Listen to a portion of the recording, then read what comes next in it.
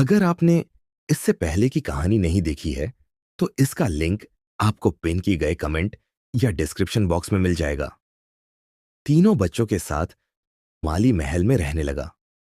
अभी यहां रहते ज्यादा दिन नहीं हुए थे कि माली बीमार हो गया और कुछ दिन बीमार रहने के बाद मर गया।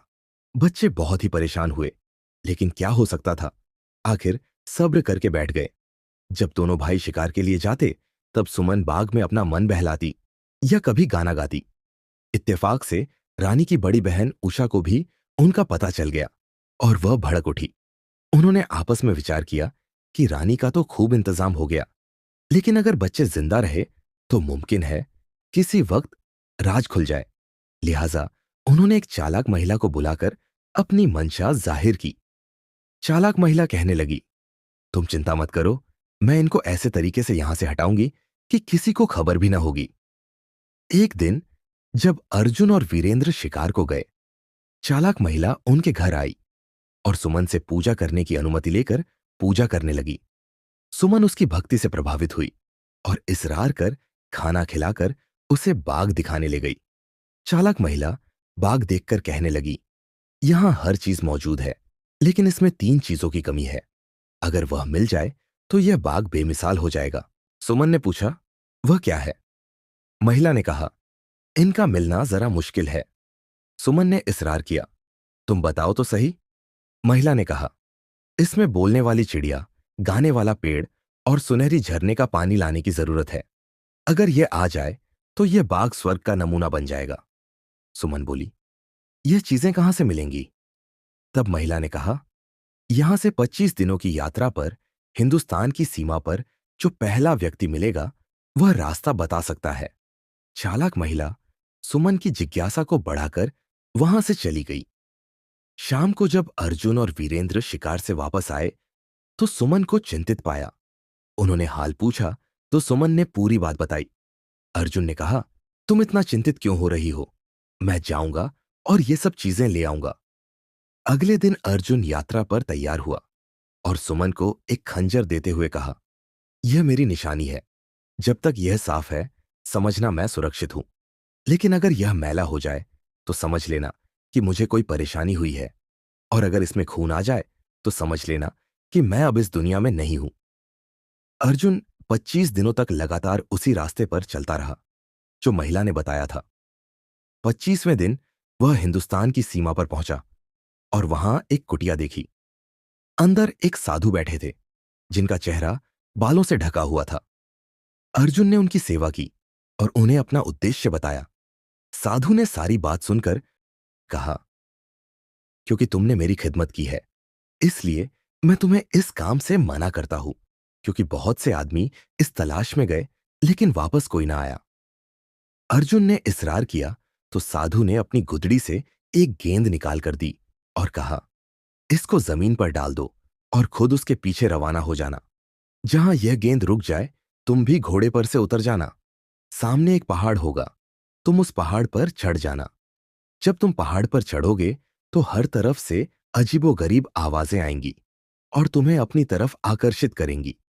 लेकिन अगर तुमने पीछे मुड़कर देखा तो तुरंत पत्थर के हो जाओगे, और अगर आगे चले गए तो तुम्हारे मतलब की चीजें मौजूद होंगी और तुम उन्हें लेकर चले आना। अर्जुन ने साधु का शुक्रिया अदा किया और गेंद जमीन पर डालकर खुद उसके पीछे रवाना हुआ। गेंद पहाड़ के दरमियान में जाकर ठहर गई। अर्जुन घोड़े से उतरा और पहाड़ पर चढ़ने लगा। अभी चंद ही कदम चला था कि चारों तरफ से शोर मच गया। गालियों की आवाजें आने लगी, लेकिन अर्जुन सब कुछ सुनता रहा और आगे बढ़ता रहा। जब ऊपर चढ़ा तो गालियां सुनकर अर्जुन का खून खोल उठा। चंद कदम और आगे बढ़ा तो बिल्कुल बराबर से किसी ने बड़ी सख्त गाली दी।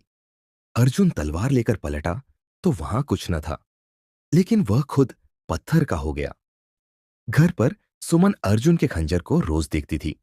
एक दिन खंजर मैला हो गया। सुमन को समझ आ गया कि अर्जुन मुसीबत में है।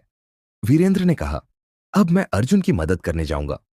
उसने सुमन को अपनी मोतियों की माला दी और कहा, जब तक यह माला सही है मैं सुरक्षित हूं, लेकिन अगर इसके दाने आपस में जुड़ जाएं तो समझ लेना कि मैं अब इस दुनिया में नहीं हूं। वीरेंद्र भी उसी रास्ते पर चला और वही सब घटित हुआ। वह भी आवाजों से विचलित होकर पत्थर का हो गया। सुमन ने उसकी माला को एक दूसरे से जुड़ते देखा और समझ गई कि वीरेंद्र भी मुसीबत में है। अब सुमन ने स्वयं जाने का निर्णय किया। उसने अपनी यात्रा शुरू की और 25वें दिन साधु के पास पहुंची। उसने साधु से अपनी बात कही। साधु ने उसे भी वही गेंद दी। सुमन ने कानों में रुई डाल ली और पहाड़ पर चढ़ते समय सभी आवाजों को अनसुना किया। हर तरफ से आवाजें बुलंद हुई, लेकिन सुमन के तो कान बंद थे। उसे कुछ सुनाई नहीं दिया। वह बेखबर पहाड़ की चोटी पर पहुंच गई। वहां एक चिड़िया का पिंजरा लटक रहा था। सुमन ने अपने कानों की रुई निकाली। उसने सुना कि चिड़िया शोर मचा रही है। इसको पकड़ लो, ये चोर है। सुमन ने उसकी एक न सुनी और बढ़कर उसका पिंजरा उतार लिया। चिड़िया खामोश हो गई। कुछ देर बाद बोली, अब मैं आपकी गुलाम हूं। सुमन ने पूछा, गाने वाला पेड़ कहाँ है?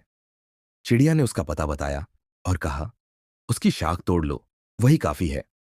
सुमन ने उसकी शाख तोड़ ली, फिर सामने के झरने से वहीं रखा हुआ एक चांदी का घड़ा भर लिया।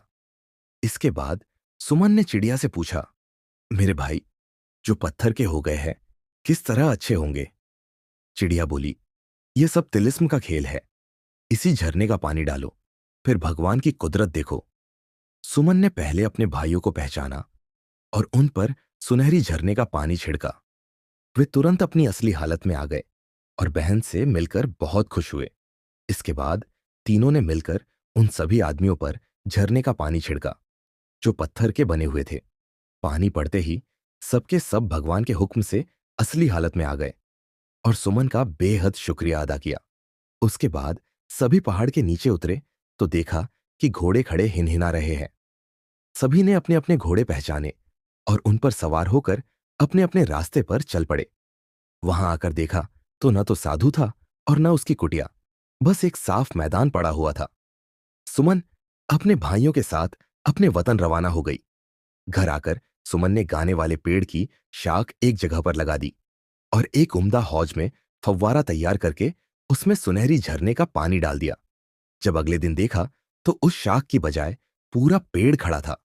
हौज लबालब भरा हुआ था और फव्वारा जोर से चल रहा था।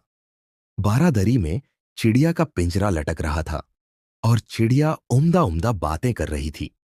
सारे शहर में इन चीजों की शोहरत हो गई। जन जन लोग इसे देखने आते और हैरान रह जाते। एक रोज अर्जुन और वीरेंद्र शिकार खेलकर वापस आ रहे थे कि रास्ते में राजा की सवारी मिल गई। उन्होंने कोशिश की कि बचकर निकल जाए, लेकिन सामना हो गया। उन्हें देखकर राजा ने पूछा, तुम किसके लड़के हो? उन्होंने अर्ज किया, महाराज, माली के लड़के हैं और फलां जगह आपकी अनुमति से महल तैयार कराया था जिसमें हम रहते हैं।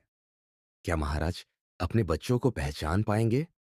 इस सवाल का जवाब हम कहानी के अगले भाग में देखेंगे, इसलिए हमारे साथ बने रहे। और अगर आपको कहानी पसंद आए तो हमें कमेंट करके बताएं, वीडियो को लाइक करें, शेयर करें और हमारे चैनल को सब्सक्राइब करें।